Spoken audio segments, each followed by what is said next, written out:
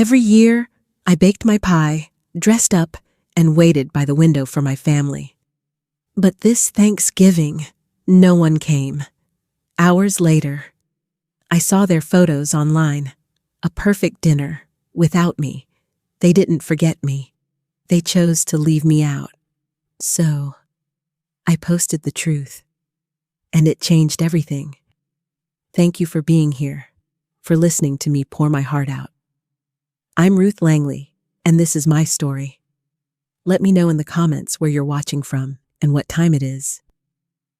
I love hearing from you. If you haven't already, please hit that subscribe button. It means the world to me. Now, let me take you back to that cold Thanksgiving morning, when everything I thought I knew about family fell apart. The sun hadn't even risen yet. My little house was quiet, the kind of quiet that feels like it's holding its breath. I shuffled to the kitchen, my shawl wrapped tight around my shoulders, the cold creeping into the corners of the room. The kettle hummed softly as I turned it on, and there, on the counter, sat my sweet potato pie. I'd baked it the night before, just like I did every year. The crust was golden, the filling smooth and spiced, cooling beside the butter dish. It was my offering, my piece of the Langley Thanksgiving table. Jasmine always made the turkey, golden and crisp. Malcolm handled the drinks, pouring with that easy grin of his. Talia curated the playlist, her laughter filling the room. And me, I brought the pie. That was my place, my quiet, reliable role. It wasn't flashy, but it was mine. Or so I thought. This year, though, something felt wrong. I hadn't heard from Malcolm in 3 days. No. Hey, Ma. You good? No text about when he'd swing by to pick me up. I told myself not to worry. My son was forgetful. Sure. But he wasn't cruel. He was probably just caught up, running around to please Jasmine, like he always did. She had a way of filling his head with her plans, her vision of perfection. But still, a tiny voice in the back of my mind whispered things I didn't want to hear. Things like, what if they don't want you there? I pushed it down, buried it under the routine I knew so well. I had a job to do. The pie was ready. I'd show up. Same as always. I dressed slowly that morning, taking my time. I slipped on my maroon cardigan, the one Malcolm said brought out the gold in my skin. I pinned a small brooch to my chest, a little silver flower my late husband gave me years ago. I combed out my curls, my fingers steady despite the ache in my joints. In the mirror, I gave myself a nod. You still got it. Ruth, I said softly. Then I sat by the window. The street outside was waking up. Leaves swirled in the yard, caught in the November wind. I watched a neighbor's grandkids run down the sidewalk, carrying foil pans and boxes wrapped in ribbon. Families were gathering. I could feel the warmth of it, even from my quiet house. I waited and waited. By 11:30, I reheated my coffee, more out of habit than need. By 1:00, I poured it out, the steam long gone. My phone sat on the side table, face up, silent, no messages, no missed calls, not even a, "We're running late, Ma." I checked the call log, my thumb hovering over Malcolm's name. I called once, it rang twice, then went to voicemail. His voice, cheerful and recorded, told me to leave a message. I didn't. What was there to say instead? I sat at my kitchen table, the pie still on the counter, its warmth fading. I'd spent a lifetime learning to make peace with the quiet, so that's what I did. I fixed myself a small plate leftover greens, a slice of ham, a scoop of macaroni from the night before. I lit a candle, an old habit, and set it beside the pie. I whispered grace under my breath, the words soft and familiar, but there was a bitterness behind the salt on my tongue, a taste I couldn't swallow. By €5 per... I was done pretending. I opened my phone and scrolled through Facebook. That was my first mistake. The first photo I saw hit me like a slap. Jasmine, smiling wide, her arm wrapped around Malcolm, standing in front of a perfectly golden turkey on her polished dining table. The caption read, "So thankful for this beautiful life and our beautiful people. Grateful, family, first, dozens of likes already. Comments rolling in, such a gorgeous table. Where's Mama Langley?" Miss Ruth didn't make the pie this year. My hands trembled as I clicked through the photos. There was Talia, holding a glass of cider, laughing with cousins I hadn't seen since Easter. Malcolm, pouring wine, his face relaxed. Jasmine, holding the pie plate I'd given her last Christmas, now filled with someone else's dessert. Not a single mention of me. Not one empty chair at that long, crowded table. They hadn't forgotten me. They'd planned a meal where I didn't belong. My chest tightened. My tongue stuck to the roof of my mouth. I stared at the photos, searching for a mistake, a sign I'd been invited and somehow missed it. But the truth was clear, cruel, and smiling right back at me. A Thanksgiving I wasn't part of, lived out in high definition. My thumb hovered over the like button. I didn't press it. Instead, I set the phone down, stood up, and walked to the window. The street was dark now, porch lights glowing soft yellow. Laughter drifted from a house 2 doors down. I felt like a ghost in my own life, floating in a room no one remembered, breathing in a space no one made for me. I wrapped the pie in foil and slid it into the fridge. I didn't cry. Not yet. I sat down again, the candle flickering low beside me.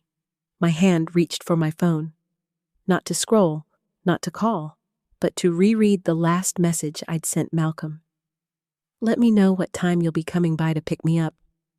I've got the pie ready." It was left on red. That's when the tears came, soft, steady, rolling down my cheeks as I folded my napkin and placed it on my empty plate. It was the first time I'd eaten Thanksgiving dinner alone, and I knew it would be the last time I stayed quiet about it. The next morning, I woke up still in my cardigan, slumped in the armchair. My phone was in my lap. The candle burned down to a stub. The room smelled of sweet potato and cold disappointment. My back ached, sharp and familiar, from sitting too long without support. I reached for my phone, not expecting a message, but because habit is hard to break after 76 years. Nothing. No calls. No texts. Not even one of Jasmine's too light-hearted emojis, the kind she sends to dodge responsibility. The kind that says, "Oops, we forgot," like it's a joke instead of a knife in your side. I opened Facebook again. Their post had gained traction overnight. Over 100 likes now. Dozens of comments. Jasmine had replied to a few, thanking people for complimenting her spread. Her smile in those photos wasn't just joy. It was triumph, like she'd finally curated her perfect holiday without the woman she called extra weight dragging it down. Then I noticed something odd. Talia had tagged me. It must have been an accident, a careless click while uploading a photo, but there it was, a blue hyperlink under the family picture Ruth Langley. I clicked it, half hoping it was something else. A different post, maybe a message. Instead, it opened a thread, a long one, in a private family group Jasmine had created. I'd never been added before. Talia's tag must have triggered something, giving me temporary access, and in that moment, whether by grace, accident, or divine timing, I saw everything. The thread started 2 weeks before Thanksgiving. Jasmine, are we seriously inviting Ruth again this year? I'm not dealing with her moping over the table. She brings the mood down, and it takes forever for her to get out of the car. Malcolm, she's my mom, Jasmine, and I'm your wife. Pick a struggle? Talia didn't reply. Another message from Jasmine. Let's just keep it between us this year. She won't make a fuss. Tell her dinner's canceled or something. She'll stay home and do her little prayer thing. Post a pic of the pie if she asks. Malcolm replied with a thumbs-up emoji. That hurt the most. Not the insults, not the exclusion, but that lazy, silent, complicit little yellow icon. There were more messages. Jokes about me falling asleep at last year's table. Complaints about my stories. Jasmine wrote she couldn't stand the smell of my Vicks and dusty perfume. Malcolm laughed. Talia stayed silent, liking a comment here, sending a gif of someone rolling their eyes when Jasmine said I was ruining the aesthetic. Each message was a paper cut, shallow alone, but together they bled. It wasn't just that they didn't invite me. They didn't want me there. They'd planned a family holiday and cut out the woman who raised it all. The woman who paid for Malcolm's college after his father died. The woman who took out a loan for Jasmine's bakery. The woman who walked Talia to the bus every day in elementary school when Jasmine was too busy. I looked around my living room. Framed photos lined the walls, birthdays, graduations, baby showers, holidays. Me always in the background, smiling, cooking, holding someone's child, offering a glass. I wasn't the centerpiece. I was the support beam, and they'd torn me out like a weed. That night, I opened the small safe in my bedroom. Inside was a sealed envelope labeled Christmas. I'd written it by hand 2 months earlier. It held a letter to Malcolm and Talia, along with a notarized copy of my original will. My surprise. My plan. After years of pinching pennies, saving birthday checks, selling jewelry I never wore, I'd amassed more than they knew. My house was paid off. My retirement accounts were healthy. I'd even invested in bonds my cousin's boy recommended years ago. It wasn't generational wealth, but it was enough to change their lives. I'd planned to leave Malcolm the house, set up a trust for Talia's education, even Jasmine. God help me, was in the will for a portion of the savings, thinking it might soften her over time. But now, I knew better. I placed the envelope on the table, stared at it. Then I grabbed scissors from the drawer and cut it down the middle, right through Langley. I wasn't angry. I was clear. I called Michelle Carter. She answered on the second ring. Miss Ruth, happy Thanksgiving. Wait, is everything all right? I need to rewrite my will. I said. A pause. Tonight. Okay, she said calmly. I'll come first thing in the morning. I sat back, staring at the torn envelope. It felt good, not petty, but like I was done pretending loyalty was unconditional. They could have had everything.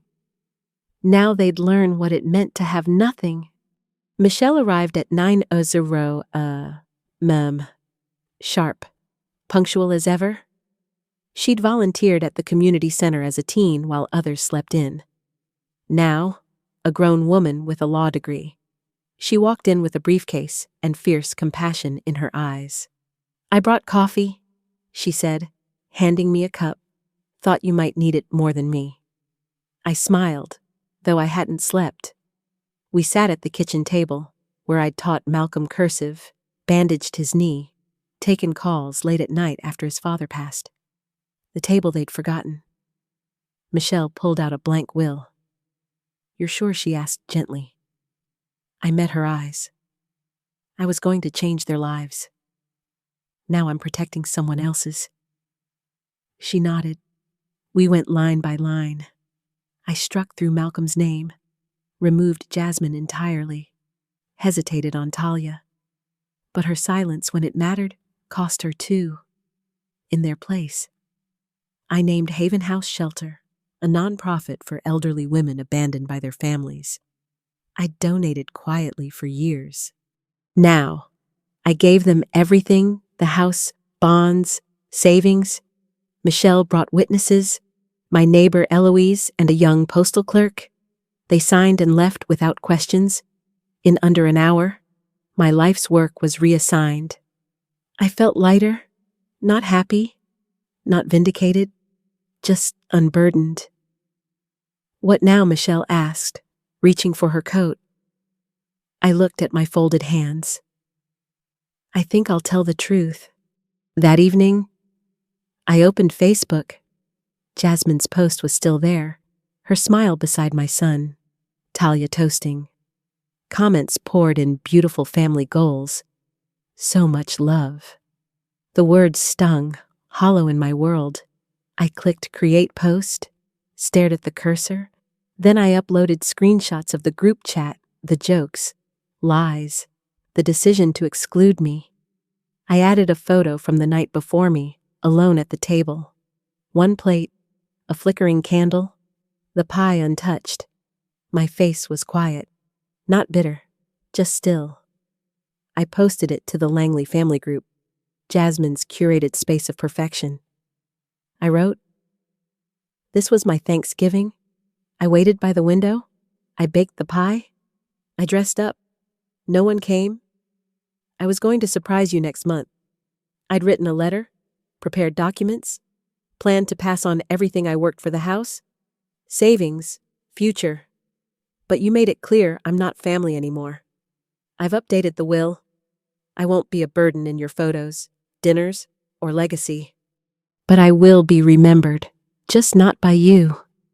I read it 3 times, then hit post. I set the phone down and stepped onto the porch. The sky was pink-orange, trees rustling in the late fall wind. For the first time in days, I smiled, just a little. 10 minutes later, my phone buzzed. Notifications piled up, dozens, then hundreds. Cousins. What is this? Old friends? Shocked. Distant relatives asking why they hadn't heard from me. The photo spread beyond the group. Someone shared it with, "This is heartbreaking. Be better to your elders."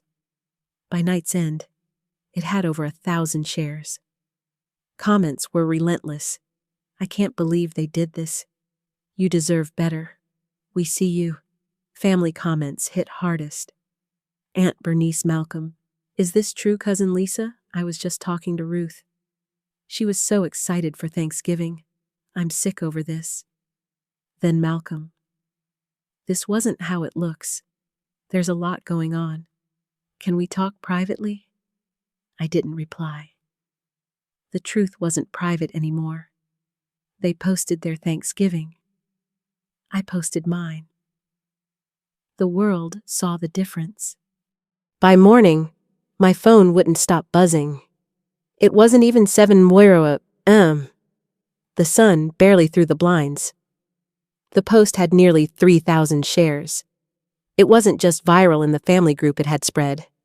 Strangers reposted my story, calling me brave, the family disgraceful. Women from other states, other countries, wrote, "You spoke for all of us." Hashtags took off, "Forgotten on Thanksgiving," "Elder Shame," E.M. Ruth. My quiet face at that lonely table, a single candle flickering. Did what 76 years of loyalty, couldn't it made people see me? By midday, the Langley group was chaos. Cousins and relatives posted, outraged. Aunt Bernice wrote, "I'm ashamed. Ruth is my sister-in-law, one of the most dignified women I know. To exclude her on a day meant for gratitude is vile. I raised Malcolm better." Jasmine. "I don't know you well, but I know what this says about you." Jasmine replied, "There's always 2 sides.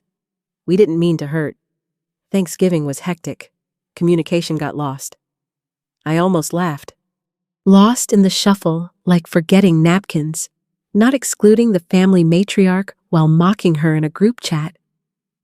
Talia commented, "Not just a sorry, Grandma, but a paragraph I was wrong. I saw the messages. I didn't speak. I thought silence was better than making things worse.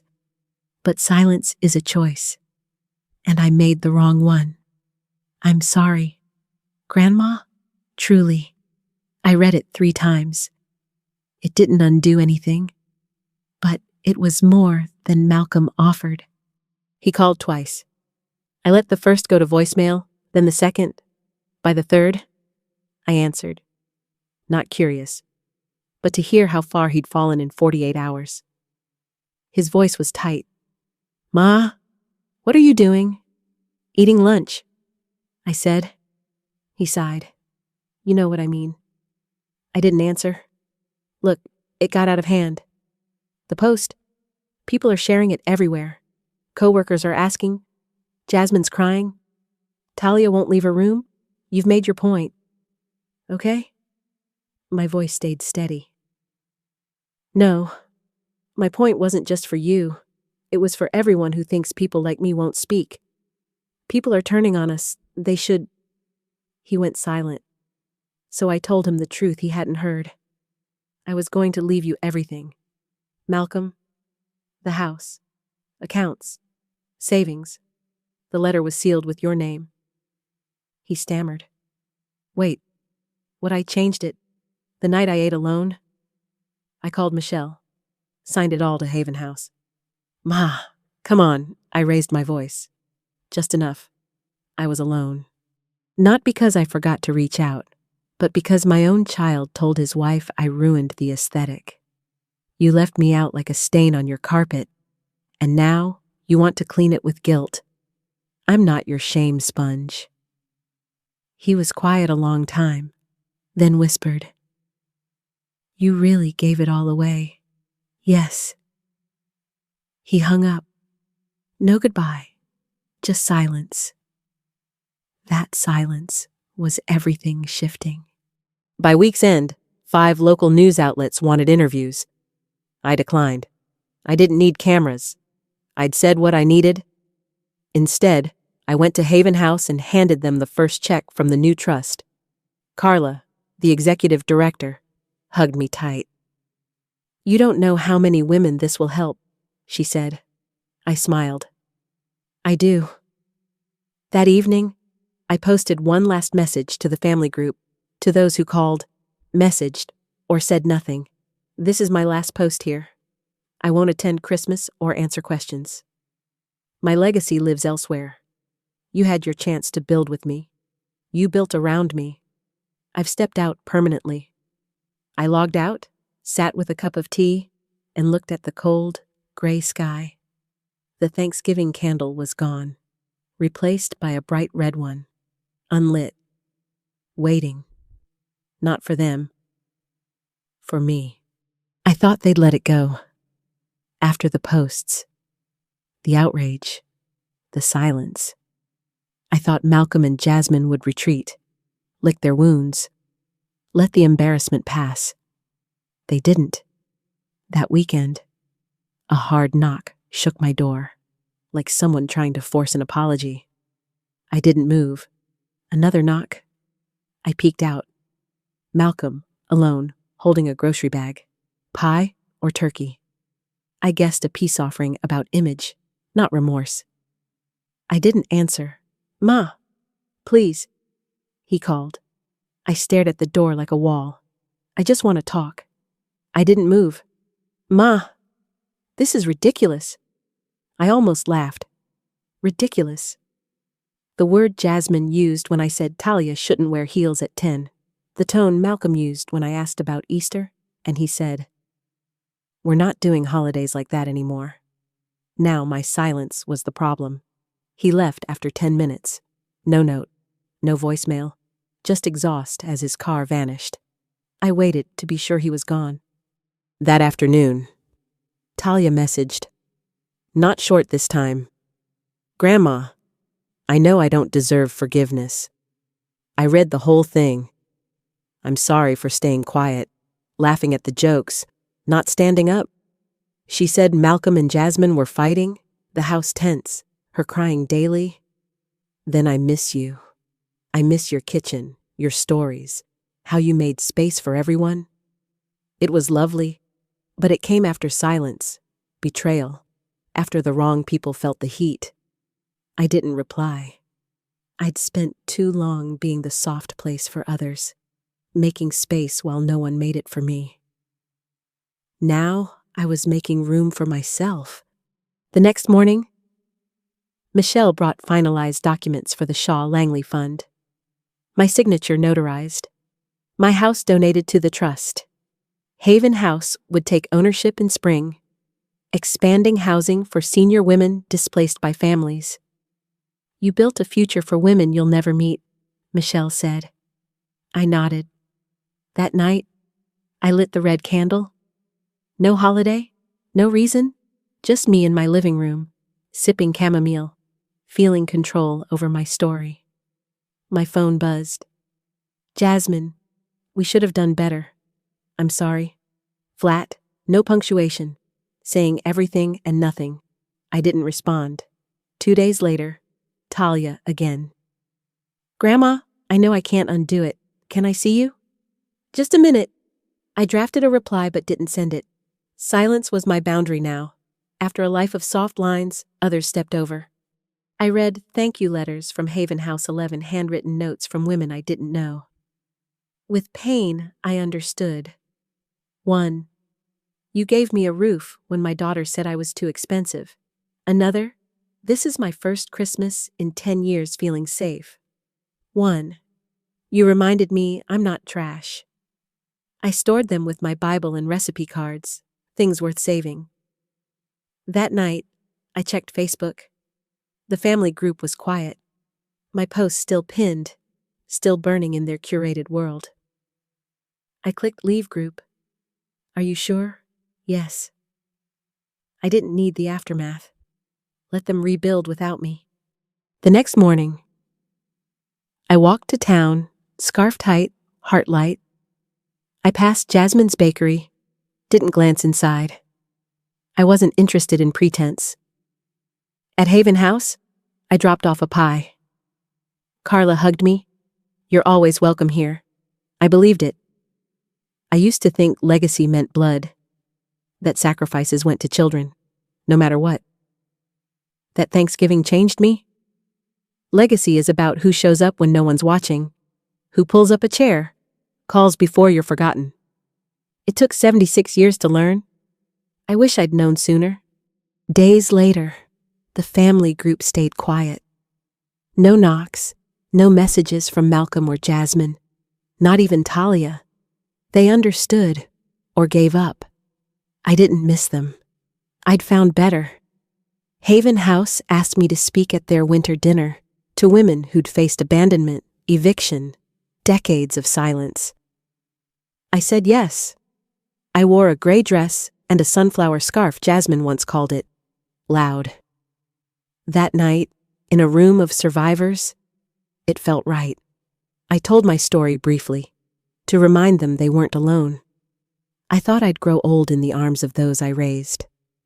Instead, I grew wise in their absence. They clapped, some cried. A woman hugged me, whispering, "My daughter sent me away when I got sick. You helped me stop blaming myself." That hug meant more than any family toast. Carla showed me a room named for me, the Ruth Room, a plaque read, "For grandmothers with nowhere to go." I stood in the doorway, hand on my chest. I'd given them the house meant for my son. It felt right. I posted one last photo to my wall, me by the plaque. No caption. Those who understood, understood. 2 weeks later, a card came. Talia's handwriting. No begging, no excuses. I've been thinking how long you showed up for us, and how little we did for you. You didn't deserve this. It's too late for forgiveness. But if you want tea, just tea. I'll be there. Love, Talia. I folded it, placed it in a drawer. I didn't write back. Maybe one day, but she needed to sit with the silence. As I did, waiting by the window, pie in the fridge, cardigan on, for a car that never came. Redemption takes time. I'm not bitter. I'm done reaching. Christmas came. I spent it at Haven House with a little tree, carols, warm dinner, laughter that felt like family, the kind that doesn't ask you to shrink. I brought my pie. Every slice was eaten. I sat with Myra, who said her son left her at a bus station 3 years ago. "Wait here. I'll be back," he said, and never came. She smiled, eyes watery. "I'm sorry." I said, "I'm not." She replied, "I wouldn't have met these ladies." We toasted. To beginnings. I said, "To peace." She replied, "At home." My living room felt new.